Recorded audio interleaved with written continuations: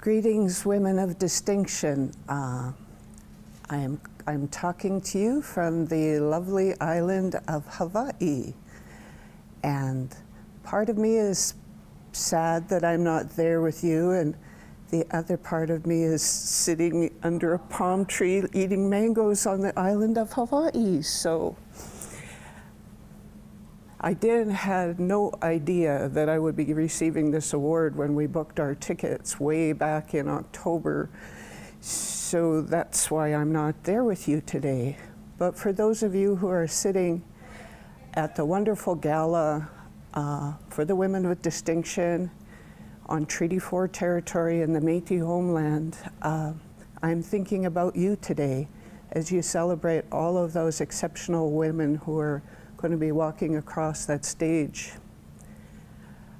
You know, I got to go to the reception where the nominees were announced, and I was so taken by the diversity of women, the accomplishments of the women, and particularly the number of First Nations and Métis women nominated. You know, I'm a Métis woman. I'm going to be 63 years old in a couple of months, and I really never thought I would see a day where I would be part of something like this, or so many First Nations and Métis people would be part of this. And I think about us living in this time of reconciliation, you know, when the Truth and Reconciliation Commission is doing its work and trying to educate people across the country of the situations of First Nations and Métis people who went to residential school. But there's so much more that people need to know about how this country came to be and how things got to be the way they are today.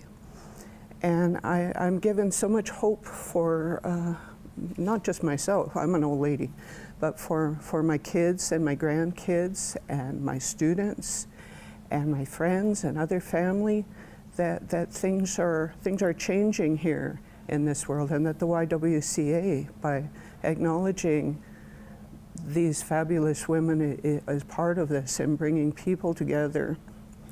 I was at a conference not that long ago, an Indigenous Scholars Conference, and there was a lovely man from Hawaii who, you know, it's interesting around the world where you have colonization and dispossession and loss of land and culture that we have the same problems, and they do among the Native Hawaiians. And we talked, all of us, about healing. And he told me about what that word means, Hawaii. You know, Ha being the breath of life, and Va being water, and E being their gods.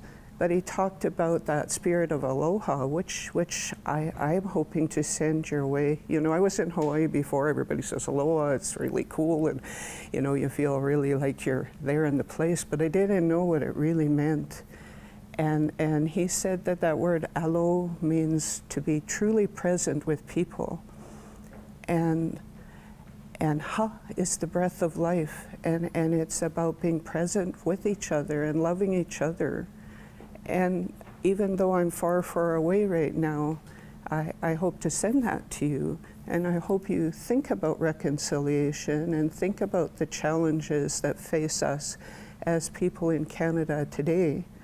And think about how we can work together and bring these communities together, like you are doing right now in this Women of Distinction, but how we can pass it out into other places and really bring that spirit of reconciliation.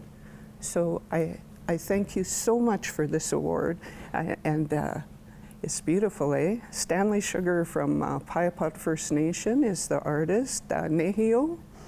Kenemaskmitten, Stanley Sugar, for your wonderful art, and thank all of you who are there for recognizing me and the little bit I've tried to do to make my children proud and my grandchildren proud, and hopefully when I leave this world it might be a little better place than when I started.